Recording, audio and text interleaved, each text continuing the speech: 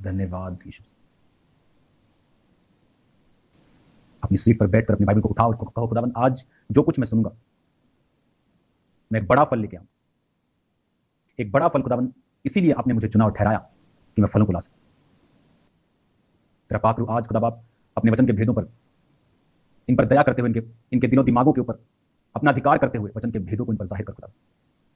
प्रभु यीशु मसीह के पवित्र और सामर्थी नाम में हम मांगते हैं, आमीन आमीन, हालेलुया। मेरा बिलीव है कि ये वर्ड जो आज आप सुनेंगे ये आपके कानों को खोलेगा। बाइबल में ये बात हम जानते हैं कि कुछ भी अपने आप नहीं होता, इत्तेफाक से कुछ नहीं होता। अगर आप बाइबल की डिटेल्स को पढ़ें, मैथमेटिकली अगर आप बाइबल को पढ़ें तो आपको बड़ा मजा आएगा पढ़ के। अब्राहम से दाऊद तक 14 पीढ़ी, दाऊद से बेबीलोन के बंदी तक 14 पीढ़ी, वहां से यीशु मसीह के जन्म तक 14 पीढ़ी। आप देखेंगे किस तरह से हम एक खुदावन के द्वारा कंट्रोल्ड और मॉनिटर्ड वातावरण में रह रहे हैं। कहता खुदावन धर्मियों को नित्य देखता है, उसकी पलकें उसको नित्य जांचती हैं। आप क्या सोचते हैं परमेश्वर को पता है, आप क्या करेंगे उसको पता है। आदम की रियल लाइफ परमेश्वर में ही थी। जब आदम परमेश्वर से दूर हुआ अपने पाप की वजह से, तो वो मर नहीं गया। 900 साल के ऊपर, 930 वर्ष के करीब होकर आदम मरा। इतने सैकड़ों साल परमेश्वर से गिरावट लेने के बाद भी वो जिया। तो जीना बहुत बड़ी बात नहीं है, परमेश्वर में जीना। लोग बोलते हैं कि चलो किसी शांत जगह पे चलते हैं जहां शांति हो। और वचन क्या कहता है? शांति, पीस, ये एक मेंटल चीज नहीं है। यहां दिमाग को बड़ी शांति मिल रही है, ये एक स्पिरिचुअल चीज है। आप जब भी बाइबल पढ़ेंगे, शांति कैसे आ सकती है? आप किसी अच्छी हॉलिडे डेस्टिनेशन पे जाए तो वो शांति नहीं है, जस्ट एक फिजिकल रिलैक्सेशन है। लेकिन आपके जीवन, आपकी आत्मा, आपकी जीवन की चीजें वो तो अभी भी आपको फॉलो कर रही है। तो वहां शांति कैसे है? जब मैं मसीह में नहीं था तो बेचैन रहता था बहुत। बेचैनी एक डिप्रेशन का एक फॉर्म थी। आम लोगों को थोड़ी होती है, डिप्रेशन के रोगियों को थोड़ा हायर लेवल की होती है, मुझे उससे भी एक पॉइंट ऊपर की थी। तो जब मैं मसीह में आया, कैसे शांति आती? जब आप ये समझ जाते हैं कि आपका जीवन, रियल लाइफ तो मसीह में है। उसने आपको देखा है, वो आपको जानता है, सब कुछ कंट्रोल में रखता है। आपके जीवन में ऐसा कुछ नहीं है जो परमेश्वर बदल नहीं सकता या कंट्रोल नहीं कर सकता। तो इस वजह से आप रियल शांति को अपने जीवन में पाते हैं। इसीलिए बाइबल में लिखा गया है, जो कोई प्रभु यीशु मसीह को अपना उद्धारकर्ता ग्रहण करेगा वो शांति पाएगा।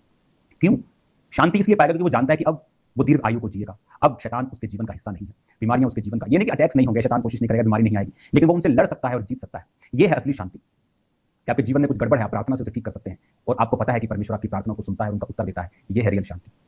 रियल शांति आपकी लाइफ में आती है जब आप परमेश्वर यीशु मसीह को समझते हैं। वचन में लिखा है कि मैं शांति का राजकुमार हूं। शांति, पीस एक प्रोडक्ट है, एक उसके अंदर से निकलता है यीशु मसीह के। जब हम परमेश्वर को जान लेते हैं, उसके वचन को समझ लेते हैं। इसीलिए जो लोग वचन के साथ जुड़े हुए होते हैं और वचन को पढ़ते हैं, वचन को समझते हैं, आप नोटिस करते हैं कि उनकी लाइफ का जो पीस है वो एक नेक्स्ट लेवल के ऊपर है। जब मेरे बिजनेस को जला दिया गया, जब पंजाब में दंगे हुए थे, एक रिलीजियस बाबा को मार दिया गया था, तो जिस एरिया में ज्यादा दंगे हुए थे उस एरिया में मेरा बिजनेस का गोडाउन था जहां पर लाखों रुपए का सामान पड़ा था। रियल वाले लाखों करोड़, मतलब लोग थोड़ा होता बोलते लाखों रुपए चल गया। रियल में एक सेट थाउजेंड्स का था और वहां हजारों सेट पड़े थे और वो जल गए थे। एक बार वो जल गए तो किसी काम के नहीं होते। लेकिन वो शांति मुझे छोड़ के नहीं जा रही थी। क्यों? क्योंकि मेरी शांति अब दुनियावी वातावरण के ऊपर डिपेंड नहीं करती। एक बार एक व्यक्ति को बिजनेस फेलियर मिला और वो मेंटली अपसेट हो गया। तो उसकी वाइफ उसकी टेक केयर करने लगी, उसको खिलाना पिलाना, उसको रखना रखा। तो उसकी वाइफ को एक बार किसी ने मैसेज किया कि यहाँ पर एक मीटिंग होगी, आप अपने हस्बैंड को लेके आओ, क्रिश्चियन आने वाली मीटिंग करेंगे। तो वो जब अपने हस्बैंड को वहां पे लेके गई तो उसके हस्बैंड को परमेश्वर की आत्मा ने छुआ और वो ठीक हो गया। और जब वो ठीक हो गया, चर्च में आने लगा, लेकिन बिजनेस रिस्टोर नहीं हुआ, सिर्फ ठीक हुआ। तो एक दिन पास्टर प्रीच कर रहे थे नमक के ऊपर, तो उसके दिल में आया कि मैं अपने पास्टर से बात करूं कि मुझे ये नमक का बिजनेस करना है, मेरा बिजनेस फेल हो गया, अब मैं कुछ नया करना चाहता हूं। तो मुझे ऐसा लगता है कि प्रभु नमक के बारे में जब पास्टर प्रचार कर रहे थे तो मुझे ऐसा लगा कि मुझे नमक का बिजनेस करना चाहिए। उसने कहा ठीक है मैं प्रार्थना करूंगा, आप करें शुरू। जब उसने शुरू किया वो बिजनेस बढ़ा, वो बिजनेस फलवंत हुआ। दिनों में फिर वो अपनी ग्लोरी को वापस उसने पाया और बड़े बड़े गोडाउन उसके बन गए। और वो जहां वो रहता था वो देश में फ्लड और अर्थक्वेक्स बहुत आते थे। तो एक दिन उस देश में सुनामी आई और वो सारे गोडाउन जो थे नमक के वो अफेक्टेड हुए क्योंकि वो समुद्र के पास थे। तो वो नमक जो था वो खराब हुआ, करोड़ रुपए का नुकसान हुआ। तो पास्टर को जब मालूम हुआ तो वो बहुत चिंता में चले गए कि वो भाई तो बीमारी इसलिए हुआ था, इस शॉक के कारण उसका फिर ऐसा हो गया तो अभी वो क्या होगा। वो भागा भागा गया उसके ग्राउंड की ओर। जब उसने जाके देखा तो वो परमेश्वर की स्तुति कर रहा था और धन्यवाद कर रहा था। और वो बड़ा हैरान हुआ कि यार तू परमेश्वर की स्तुति कर रहा है, मैं तो सोच रहा था तेरे को शॉक न लग गया। तो उसने पास्टर को कहा कि सच्ची शांति मेरे जीवन में आ चुकी है। पहले मेरा बिजनेस गया लेकिन परमेश्वर नहीं था, लेकिन अब तो सिर्फ बिजनेस गया, परमेश्वर जिसने मुझे दिया वो थोड़ी गया। तो वो तो अभी भी मेरे साथ है, तो अगर वो मेरे साथ है मुझे वो फिर से दे देगा। और वैसा ही हुआ, परमेश्वर ने उसे फिर से फलवंत किया और वो मिनिस्ट्री का one of the most biggest supporter बना और उसने परमेश्वर के काम को किया। अगर आपकी लाइफ में जीसस क्राइस्ट है, आपके हार्ट में, आपकी लाइफ में है, तो पीस अपने आप आएगा। आपको मांगने की जरूरत, ये शांति है नहीं मेरे जीवन में, मैं वहां चले जाऊं, मैं घूमने चले जाऊं। शांति तो अंदर की बात है और ये जीसस क्राइस्ट को जब आप अपनी लाइफ देते हैं और परमेश्वर में जीवन बिताते हैं, अपने फाइनेंस के विषय में आपको सिक्योरिटी होती है कि परमेश्वर आपको संभालता है, वो आपको टलने नहीं देगा, वो आपके दुश्मनों को आप पर कब्जा नहीं करने देगा, वो आपकी सेहत को खराब नहीं होने देगा, वो आपके परिवार का ध्यान रखेगा, वो आपके वंश को प्राकर्मी बनाएगा। वो यही चीजें हैं जो आपके अंदर शांति को पैदा करती हैं कि आप जानते हैं कि परमेश्वर सिर्फ आपकी आत्मिक लाइफ के विषय में बात नहीं करता है, सिर्फ शरीर के विषय में बात नहीं करता, वो आपकी एक एक छोटी से छोटी चीज को जानता है, उसको मॉनिटर करता है, जांचता है, जो अच्छा है आपके लिए वो रखता है। जब आपको इन बातों की समझ वचन के बीच से आने लगती है तो शांति बढ़ती है। और बाइबल कहती है, वचन में लिखा है, शांति का परमेश्वर तुम्हें अपने शैतान को तुम्हारे पांव से शीघ्र कुचलवा देगा। क्यों लिखा शांति का परमेश्वर? तो आपकी लाइफ में शांति होती है, आप बड़े काम करते हैं। नूह के जैसा बड़ा काम इस दुनिया में किसी ने नहीं किया होगा। वो था जो सृष्टि को चलाने वाला बना बाद में। पहले जितने लोग थे सब मर गए फ्लड में। और नूह के नाम का मतलब क्या है? रेस्ट, शांति। जब आप शांति में होते हैं, बड़े काम करते हैं। और शांति एक जितना छोटा और आम और जितना ज्यादा सुना हुआ शब्द है, ये उतना ही मुश्किल भी है, क्योंकि शांति के लिए आपको परमेश्वर के वचन पर संपूर्ण भरोसा और उस पर टिके रहना पड़ता है। और जब ये आपके अंदर एक बार घर कर जाती है, आप फिर बड़े काम करने पाते हैं। इसलिए परमेश्वर ने कहा था समुद्र को, जहां पर आंधी और तूफान था, कि शांत रहे और थम जा।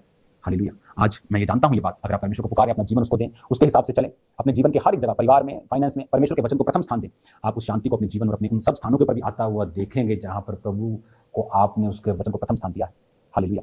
मेरा ये विश्वास है कि आप ये बात समझ गए होंगे कि शांति कोई बाहर की चीज नहीं है, या शालोम बोलने से इसका सारा नहीं आ जाएगी। आपको चलना पड़ेगा परमेश्वर के वर्ड के ऊपर, आपको ध्यान देना पड़ेगा परमेश्वर क्या चाहता है आपकी लाइफ में, उसका वचन क्या कहता है। आमीन। जब वो शांति पर हृदय में आती है, नूह का मतलब है रेस्ट।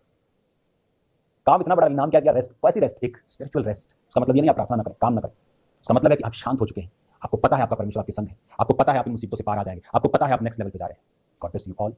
मेरा बिलीव है कि आप वचन पर ध्यान देंगे, रोज प्रार्थना करेंगे, जो सुबह की मीटिंग का वचन था उसे भी एक बार सुनेंगे, उसे भी अपने जीवन में लागू करेंगे, आप सेम नहीं रहेंगे। अपने हाथों को उठाएं, दोनों हाथों को इस तरह से उठाएं। आज मैं प्रार्थना करता हूं, पिता, ये हाथ जो तेरी हुजूरी में उठे हैं कभी भी खाली ना हो। यीशु के नाम में, यीशु के नाम में ये हाथ खाली ना रहे। इन दोनों हाथों को अपने हृदय पर, अपने सिर पर रखें, एक को सिर पर, एक को दिल पर। इनका हृदय, दिल, दिमाग तेरी शांति से भर जाए। शैतान द्वारा फैलाई गई सारी अशांति इनकी जिंदगी से जाए, बेचैनी खत्म हो जाए यीशु मसीह के सामर्थ्य नाम, यीशु मसीह नासरी के नाम में, यीशु क्रिस्त के नाम में बेचैनी खत्म। मैं आपको ब्लेस करता हूं यीशु के नाम। आमीन। God bless you all. कितना हसी